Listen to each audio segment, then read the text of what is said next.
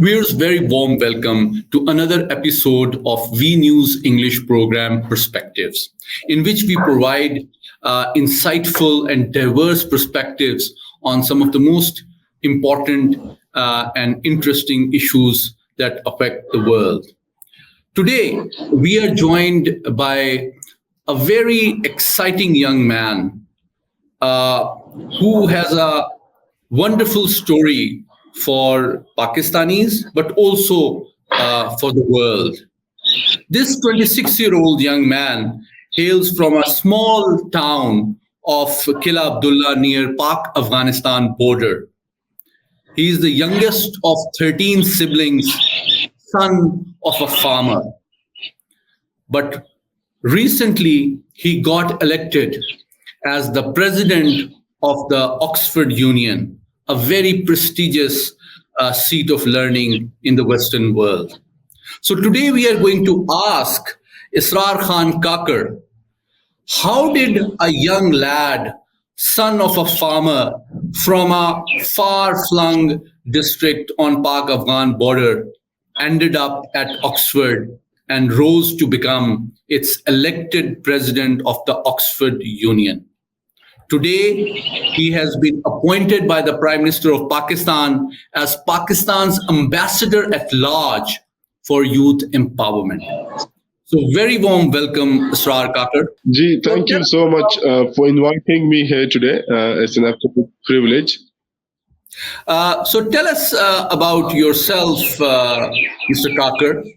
That how did a village boy become the president of the Oxford Union? Tell us about your story. How was that possible? My story starts from Kila Abdullah, Gulistan. That is where I started my school. As you said, I am one of the 13 siblings. I did my primary schooling in Kila Abdullah, and from there on, I went to Quetta, and from Quetta to a boarding school in Abbottabad, and then to Government College University, Lahore. I then secured a scholarship on the America's Youth Exchange Program to study 1 year in the US. Followed by that, I went to University of Aberdeen to do law, and then I did the bar at law from Lincoln's Inn. And now I'm enrolled in a PhD program at the University of Oxford. As soon as I joined Oxford, I think the first thing I did was join the Oxford Union. I had never dreamt before that I will be going to Oxford, let alone being the president of the union. Although I did at times aspire to speak in the wonderful chambers of the Oxford Union because I had seen some amazing debates on YouTube before. So as soon as I joined the union, I was been there as almost for 3 years through different positions. And fulfilled my dream of debating once in the chamber. But as soon as I got in, I got the joy and excitement. I continued the politics side of it, and then went for the big role. Lost my first election, and then went again, and then won the second time. It was a great joy because I was the first someone from Balochistan and then the third person from Pakistan.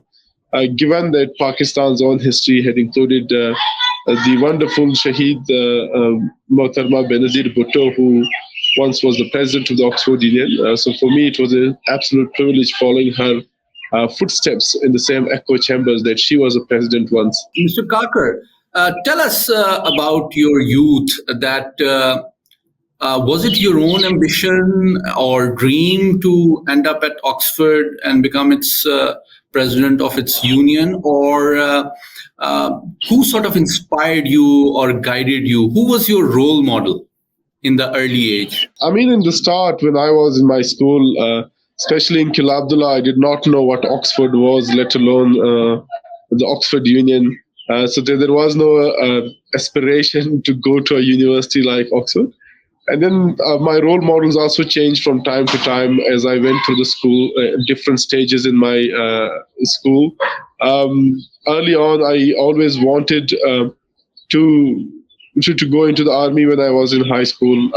And I think that is the usual thing that Pakistani youth have, especially the school I was in. But I think those aspirations changed with time, and the role models also changed with time.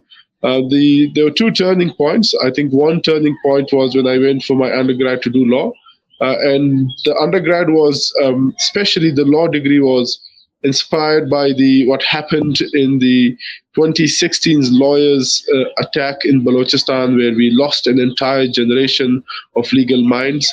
Almost a vacancy of generational vacancy. So that was one push that pushed me to do law. And then as for Oxford, I think that was something that when I was doing my undergrad, that is something then the aspiration came that I want to go to Oxford someday, and also especially to maybe debate also one day at the Oxford Union. The one of the role models I would say, especially in terms of Oxford, was Rafiullah Kakar. He was the first ever Rhodes Scholar from Balochistan who had also had a journey. So he was a role model that he was able to make it. So I thought someone like me can also make it, including other young people can also make it, especially from Balochistan. So that has partly been uh, in terms of the thoughts behind going to Oxford. As for the union, there never was a dream of becoming the president of the Oxford Union. I didn't even know that there was the possibility of becoming the president of the Oxford Union. It is only something once I went to Oxford and I joined it, I saw the inside of it, that I developed that ambition when I saw other people that if they can do it, why can't I? And that if I had made it to Oxford from Kila Abdullah, it's you are now an easier step to make it to the presidency. Tell us about your personal life. I mean, you mentioned that your father is a farmer. How far did he support you, or did he find you too difficult to handle? My father, he has grew up in Kila Abdullah his whole life. He's been so in terms when I say he's a farmer, he has what we call an orchard for apples and pomegranates.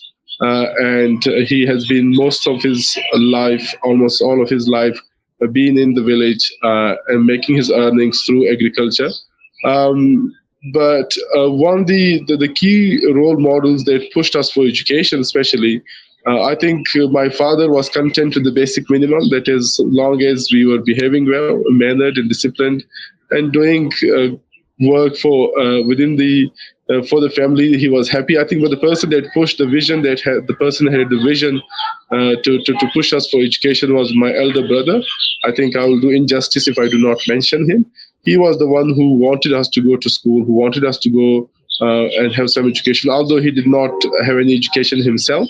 So he was the key source who almost did everything to push us towards that path, and I think that paid off. Tell us frankly, I mean, did your parents support your ambition and drive to rise on the world stage, or they sort of encourage you to be pragmatic and settle down and just find a job and help with the family affairs? I think my parents have always been supportive.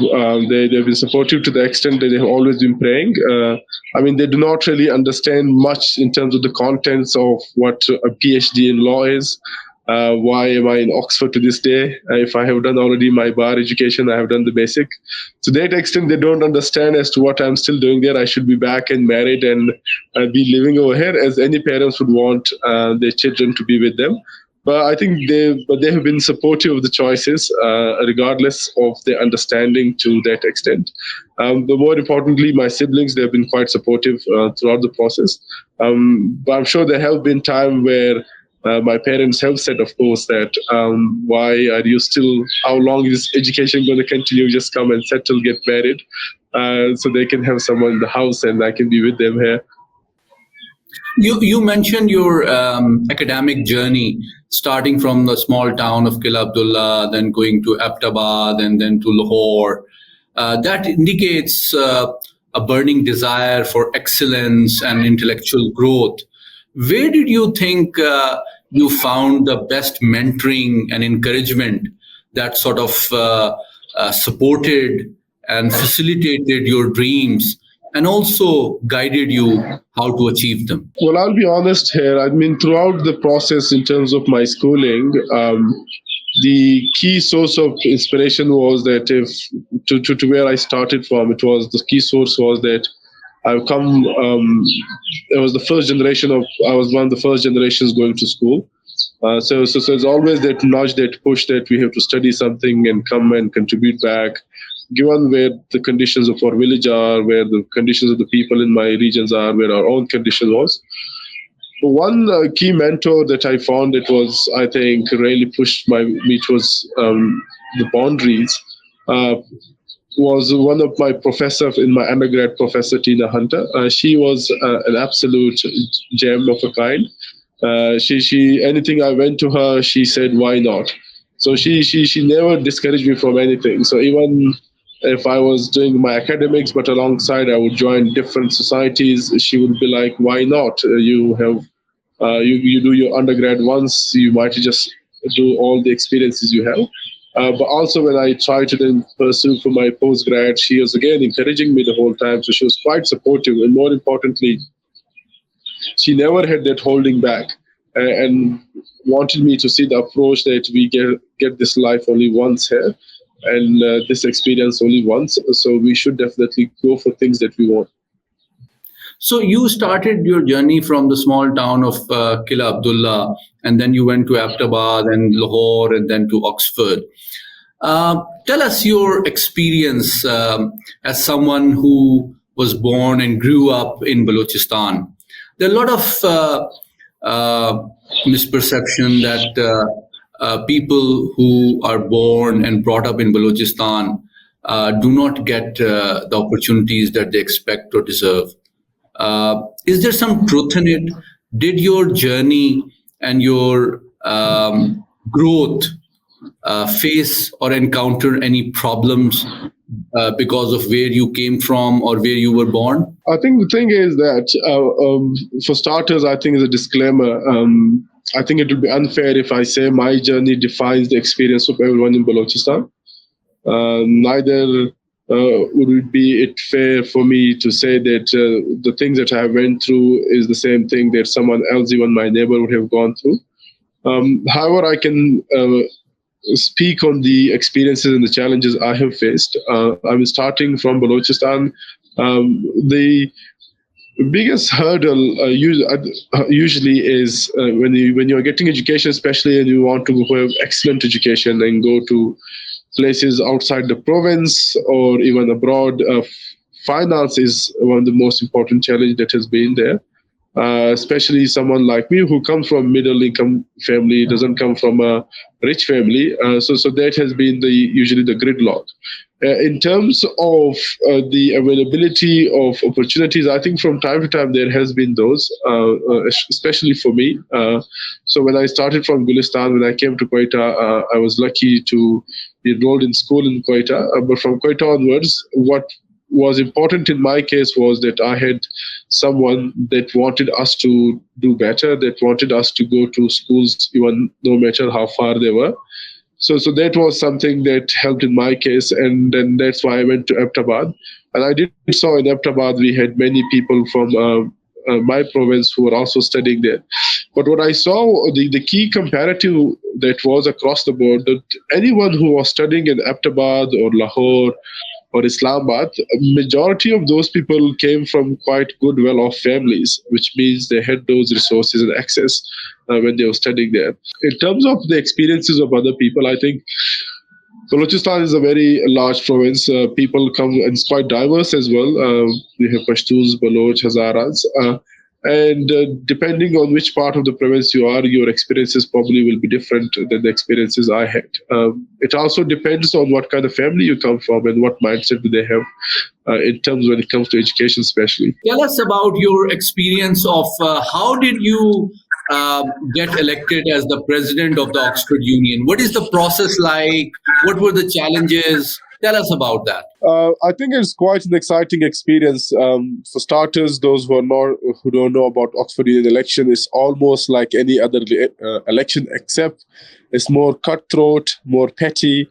People go to extreme lengths to bring you down. This is my third year. I lost one election as a president. I went for it again. So unlike like any other elections, we had strong opponents. There was the Oxford Union establishment. They that were favored from time to time. what I did was I mobilized almost every different segments within the universities. This is whether the different voting groups, postgrads, undergrads, different departments, different set of members, and we had a manifesto. I was fortunate to have good friends supporting me. A good friend of mine, Musa Haraj, who's also from Pakistan, was a key supporter. And we were able to mobilize people, and I was able to put together a team of 100 people just for my campaign team. And they were there supporting me through and through. Then we had our own digital media as well. We also had to have the narrative on the media front in terms of the local networks and social media networks within Oxford. So like that, we were ahead in polls or the informal polls, and then we went for election. On the day of election, people come and vote in person, and then the next day there's a counting all night. Then they announce the results the next day. And I was How successful with the many people vote? 617 votes, and my opponent was around 340 plus or something along those lines. Okay, well, tell us some of the key aspects of your manifesto. So first, in terms of voting, almost all the members are eligible to vote. But usually the turnout is very low because the votes are in person. People have all kind of things to do. So in this election, I think it was 1,200 and something. In terms of my manifesto, it focused on three key things. The first thing was access was an important part of it, to diversify the Oxford Union. One of the other thing was, in addition to access, we wanted to make the union more accessible and give people around the world opportunities to learn and debate. That was by bringing some of our oldest debates, because all of our debates are recorded from 1960s onwards. So that is something we'll be sharing with the world, alongside opportunities for people to learn about how to debate straight from the source, straight on our own channels. And that's an initiative I will be introducing. So, Mr. Kakar, what has been your biggest challenge in life so far? In terms of the biggest challenge in life, there have been many challenges, I would say so. But one of the key challenge, especially in my education, has been being able to maintain the quality of education that I wanted, alongside with the struggle of the finances. To just give you a small example, when I was doing my undergrad, I didn't have the full fee. I didn't have the pockets to cover the full fee. So alongside academics, I was working part-time. There were times I was waiting as a waiter. There have been time I worked in the grocery stores. There have been time I worked as a direct consultant, being entrepreneurial, while being able to manage my academics alongside managing some extracurricular activities I was doing. So that pressure, that stress always was something that put me on the edge, that always put me in a very awkward positions from time to time. So trying to navigate and being able to get where I am today, while managing so the most crucial aspect of the life, trying to have those finances to just have the basic minimum education. Okay, so where do you see yourself in 10 years' time, Mr. Kakar? I think I can only aspire to be somewhere in 10 years. Future, no one knows the future. I want to continue the journey that I'm continuing on, especially in the legal field. That is my specialty. I want to go into the law field, whether it's a practice, whether into judiciary, to continue in that path. Along that side, I do want to contribute back in terms of working or volunteering through the initiatives back in my region. For instance, we have already started one initiative, free mentoring sessions for the people of Balochistan that I have started. We are offering, right, friends of mine from Oxford are offering to the people of Balochistan. Alongside that, I do want to work on two key stuff. In Balochistan as well, but in Pakistan, work on education, especially female education, and in some of the poorest districts of Pakistan, to contribute my bit where I can. And now I have the platform to be, and I suppose I'm fortunate enough to be the ambassador at large for youth empowerment. I do want to use that platform as well to work, especially for youth empowerment as a starting point. Agendas that I'm working on is, for anything to move forward, there needs to be a national and serious dialogue in Pakistan. I want to invite some of the key stakeholders in Pakistan to have some serious conversations about the future, the youth of Pakistan who are the future of Pakistan. And I want to start from there and moving on then to want to contribute to the policy making side of how we can use those to empower youth in Pakistan. What is your message based on your own life struggle and journey to the youth of Balochistan? What should they do to realize their dreams? I my message is simple to them. It is that where we come from, different backgrounds, we come from all walks of experiences. Life is not easy, especially when you're coming. So my message to the people of Balochistan is simple. We come from all walks of life, especially from province of like Balochistan. Upward mobility may not be the same. It's important to not give up. I think the key is to expect challenges, to learn from those challenges, but to be determined to achieve the objectives. Don't let anyone tell you that you can't do anything just because you come from a background that is not traditionally the most well suited for a particular track. Always keep your feet on the ground and your head in the sky. That's brilliant and very profound and constructive advice to the youth of Balochistan, but also to perhaps not just Pakistan, but the entire youth of the developing world. Thank you so much for joining us today, Mr. Kakar. It was really inspiring to hear your words and understand and know about your struggles, that how a boy of a farmer, one of the 13 siblings, reached Oxford and went on to become its third elected president of its union in Pakistan's history. And the most important message, that no matter how tough the challenges, no matter how difficult the hurdles, one should not lose hope. One should keep one's head high and feet on the ground. With these few words, thank you again for joining us today on V News English program Perspectives.